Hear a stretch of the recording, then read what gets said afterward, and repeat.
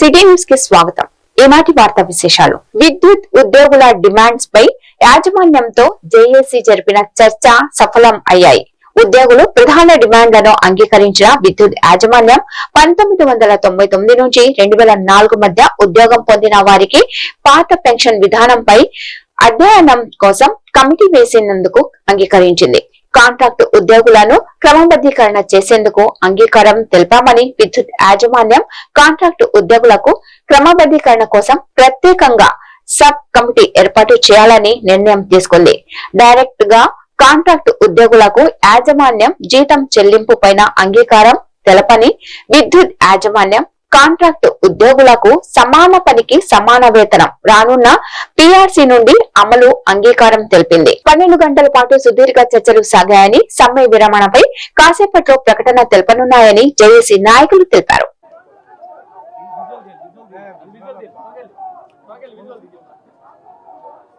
విద్యుత్ ఉద్యోగులు, కార్మికులు, కాంట్రాక్ట్ కార్మికులు దశల వారీ ఆందోళన కార్యక్రమాలు అయితేనేమి, మిగతా ధర్నాలు, ర్యాలీలు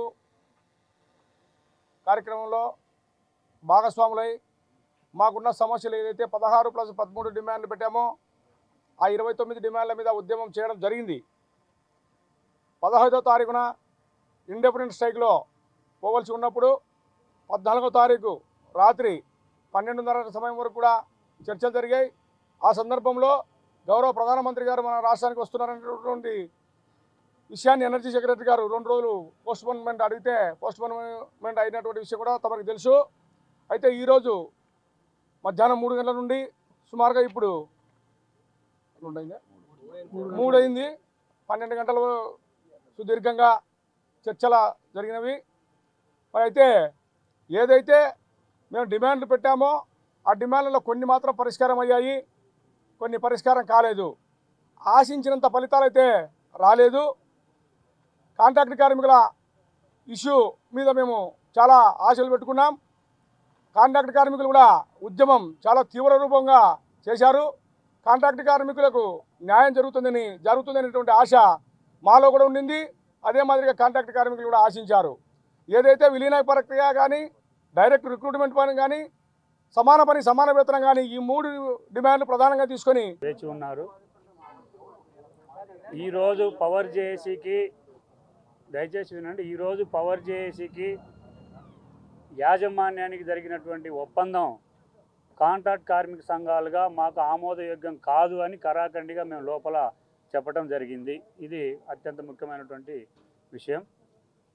మీ అందరికీ తెలిసిందే, ఈ రాష్ట్రంలో పనిచేస్తున్నటువంటి 27,000 మంది కాంట్రాక్ట్ కార్మికుల యొక్క సంస్థలో విలీనము, సమాన పనికి సమాన వేతనము, ఉద్యోగ భద్రత ప్రధాన సమస్యల మీద గత 2 నెలలుగా ఆందోళన చేస్తున్న పరిస్థితి మీ అందరికీ తెలుసు.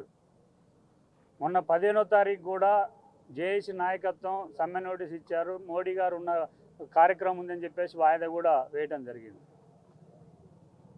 ఈ మధ్యకాలంలో జరిగిన 3-4 చర్చల్లో యాజమాన్యం కాంట్రాక్ట్ కార్మికుల డిమాండ్ పట్ల అత్యంత కఠినంగా వ్యవహరించింది.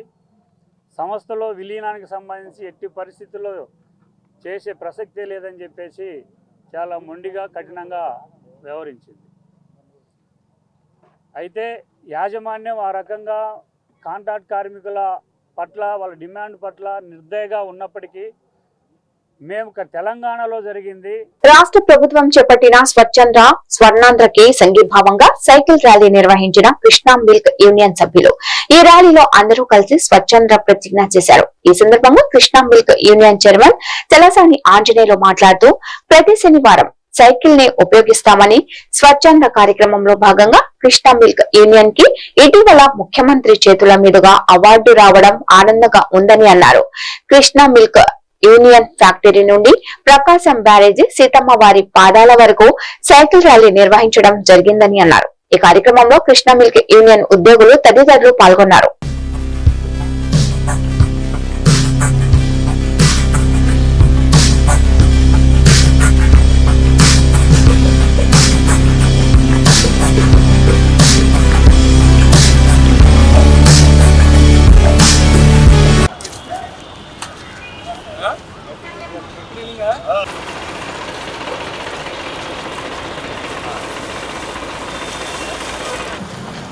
నువ్వు పెట్టించాను నాకు తెలుసు అన్న.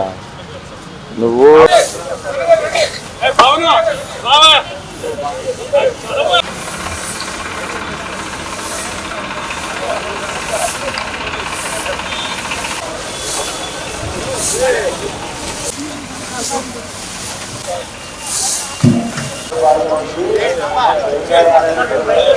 నేను ఒక బాధ్యత గల పౌరునిగా నేను ఒక బాధ్యత గల పౌరునిగా స్వచ్ఛమైన ఆరోగ్యకరమైన ఆంధ్రప్రదేశ్ కోసం నా మద్దతు తెలియజేస్తున్నాను. శుభ్రమైన వాయువు, ఆరోగ్యం. ఈరోజు ఏదైతే ప్రభుత్వం, రాష్ట్ర ప్రభుత్వం స్వచ్ఛ ఆంధ్రప్రదేశ్, స్వర్ణాంధ్రప్రదేశ్, మనిషి దగ్గర నుంచి ప్రాంతం అంతా కూడా పరిశుభ్రంగా ఉండాలి. వ్యక్తికి మనిషి ఎంత శుభ్రంగా ఉంటాడో ఈ రాష్ట్రాన్ని కూడా అంత పరిశుభ్రంగా ఉండాలనే లక్ష్యంతో చేస్తున్నటువంటి ఈ ప్రమాణాల్లో కానీ ఈ చేస్తున్నటువంటి ఆచరణలో మేము కూడా కృష్ణా మిల్క్ యూనియన్ 150 కుటుంబాలకు చెందినటువంటి సంస్థ, మా పాలకవర్గ సభ్యులు కానీ ఇవాళ ఉద్యోగస్తులు కానీ మేము కూడా ఒక నిర్ణయం తీసుకుని వారానికి ఒక రోజు శనివారం నాడు మోటార్ సైకిల్ అలాగే కార్లు కాకుండా పబ్లిక్ ట్రాన్స్పోర్ట్ కానీ లేదా సైకిల్స్ ద్వారా కానీ మనం వారానికి ఒక రోజు ప్రయాణం చేయాలి, కాలుష్యాన్ని నివారించాలి. అలాగే పరిసరాల్లో ఉన్నటువంటి ప్రాంతం, మేము మొన్న వీరవల్లి చెందినటువంటి మా డైరీ రాష్ట్రంలో స్వచ్ఛతతో ప్రథమ స్థానంలో వచ్చింది. అలాగే విజయవాడలో ఉన్నటువంటి డైరీ కూడా ఎంత పరిశుభ్రంగా మా ఉద్యోగస్తులు ప్రతి సెకను కూడా ఎంత శుభ్రంగా ఉంచుతారో, ఇంటిని ఎంత శుభ్రంగా ఉంచుతారో కృష్ణా మిల్కింగ్ చెందిన సంస్థలన్నింటినీ కూడా అంత పరిశుభ్రంగా ఉంచుతారు. ఈ ప్రాంతంలో మేము ఈ ప్రాంతానికి కూడా ఒక అవేర్నెస్ ప్రోగ్రాం చేయాలి, మేము కూడా భాగస్వాములు ఉండాలని చెప్పి మా ఉద్యోగస్తులు మేము కూడా అందరం కూడా అనుకుని వారానికి ఒక రోజు సైకిల్ ద్వారా ప్రయాణం చేయడం, పబ్లిక్ ట్రాన్స్పోర్ట్ ద్వారా ప్రయాణం చేయడం, ఉన్నటువంటి వ్యక్తిగతమైన వాహనాల యొక్క ప్రయాణాన్ని నివారించి ఆ రకంగా ప్రయాణం చేయడంలో భాగంగా సీతమ్మవారి పాదాల దాకా సీఎం చంద్రబాబు నాయకత్వంలో ఆంధ్రప్రదేశ్ అభివృద్ధి దేశం మొత్తం మాత్రమే కాదు ప్రపంచ వ్యాప్తంగా చర్చనీయాంశమైందని అన్నారు. వైసీపీ గత 5 సంవత్సరాల పాలనలో ప్రజలు భయభ్రాంతులకు గురయ్యాయని, ఎన్నికల్లో ప్రజలు వారికి తగిన బుద్ధి చెప్పారని వ్యాఖ్యానించారు. గోబెల్ సిగ్గుపడేలా అభివృద్ధి జరుగుతుందని ఆయన ఎద్దేవా చేశారు. విజయవాడ సెంటర్ నియోజకవర్గం కలెక్టర్ ఆఫీస్ మద్యం వ్యవహారంలో వైసీపీ తప్పుడు ఆరోపణలు చేస్తున్నదని మంత్రి తెలిపారు. వైసీపీ హయాంలో మద్యంలో హానికర పదార్థాలు ఉన్నాయని అప్పటి రిపోర్టులు వెల్లడించాయని, అయితే ప్రస్తుత కూటమి ప్రభుత్వం మద్యం పరీక్షలో హానికర పదార్థాలు లేవని నిపుణులు నిర్ధారించారని పేర్కొన్నారు. ఇప్పటి వరకు కూడా డిజిటల్ దానికి సంబంధించిన సాఫ్ట్వేర్ లేకపోతే మీ ప్రభుత్వం ఉన్నప్పుడు కూడా కనీసం ఎన్ని అభియోగాలు వచ్చినా కూడా ఎన్ని మన ఎలిగేషన్స్ వచ్చినా కూడా మీరు ప్రయత్నం చేయలే. కానీ ఈ రోజు మా ప్రభుత్వం టెండర్స్ పిలిచింది సాఫ్ట్వేర్ డెవలప్ చేయడానికి, డిజిటల్ పేమెంట్ ద్వారా చెప్పి మనం చేస్తాం. దాని ద్వారా ఆ టెండర్స్ సాఫ్ట్వేర్ వచ్చిన తర్వాత 100% డిజిటల్ పేమెంట్స్ కానివ్వండి, లేదు ఎవరైనా సరే లబ్ధిదారుడు ఎవరైతే ముందు కొనుక్కుంటారో వాళ్ళు క్యాష్ ద్వారా కానీ చెల్లించే అవకాశం ఉంటుందని చెప్పేసి ఈ సందర్భంగా తెలియజేస్తా ఉన్నాను. 75%, 25% డిజిటల్ పేమెంట్ జరుగుతున్నాయి. 75% ఎక్కడ వెళ్ళిపోతాయని చెప్తున్నారు. ఈ రోజు వాళ్ళ ద్వారా షాపులు నిర్వహించబడతా ఉన్నాయి. ప్రభుత్వంలో ప్రభుత్వ అధికారులతో లేదా ఎంఆర్ఓతో మేము మధ్య అమ్మించట్లా. దీని ఓపెన్ యాక్షన్ ద్వారా మేము ఈ షాప్ అన్నింటి కూడా ప్రైవేటు వ్యాపారస్తులకు అప్పచెప్పాం. అంతేకాకుండా 10% బీసీలకు కూడా రిజర్వేషన్ చేసి ఇచ్చాం. దాంట్లో మన దగ్గర ఏదైతే మద్యం కొనాలి ప్రభుత్వం నుంచి, ఆ మద్యానికి డిజిటల్ పేమెంట్స్ ద్వారానే చెల్లింపులు కూడా చేస్తారని చెప్పేసి నేను ఈ సందర్భంగా తెలియజేస్తాను. సూచన అని చెప్పేసి కూడా ఈ సందర్భంగా తెలియజేస్తాను.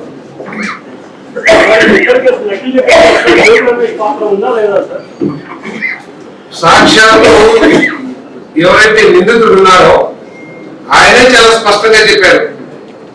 ఆయన ఆధ్వర్యంలోనో లేకపోతే ఆయన ప్రోత్సాహంతోనే 2 సంవత్సరాలు చేశాము. అదేవిధంగా తెలుగుదేశం పార్టీ వచ్చిన తర్వాత కూడా ఈ వ్యాపారాన్ని చేయమని ప్రోత్సహించారు. మరి ఆయనే కావాలని చెప్పేసి తెలుగుదేశం పార్టీ ప్రభుత్వం మీద బురదడానికి ప్రయత్నం చేస్తారని చెప్పేసి ఆయన స్పష్టంగా చెప్పారు. ఎవరెవరున్నారు అనే విషయాల్ని చాలా ఎటువంటి ఇది లేకుండా డిస్కషన్ లేకుండా ఎవరున్నా సరే వాళ్ళందరూ కూడా బయటపెట్టే చర్యలు ప్రభుత్వం తీసుకుంటుందని చెప్పేసి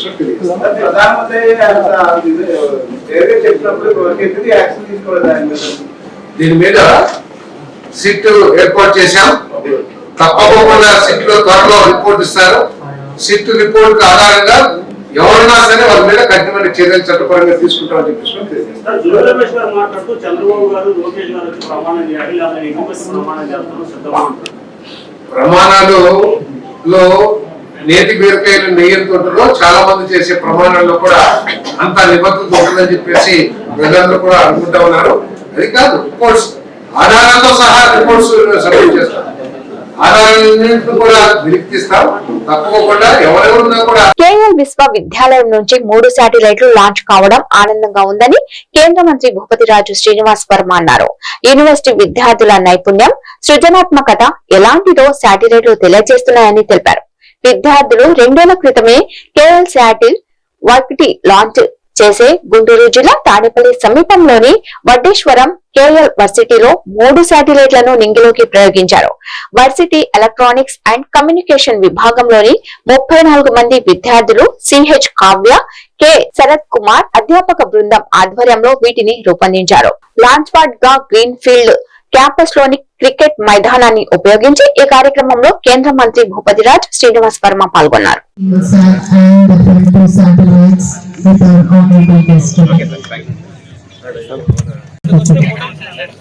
So we request the distinguished guest to kindly launch sir na cap anti ananedi mari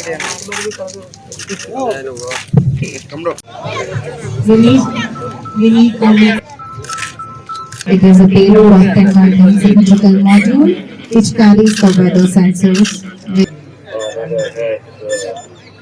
you guys are on which channel? We are receiving that as well. So we'll be receiving. We can see the signal and we are able to display the dash. యావత్ ఆంధ్రప్రదేశ్ రాష్ట్రానికి సాంకేతిక పరిజ్ఞానానికి సంబంధించి ఒక ప్రతిష్టాత్మకమైనటువంటి రోజుగా మనం అందరూ కూడా భావించాలి. ఈ రోజున కేఎల్ యూనివర్సిటీ నుంచి 3 శాటిలైట్స్, ఇన్నోవేట్ శాటిలైట్స్,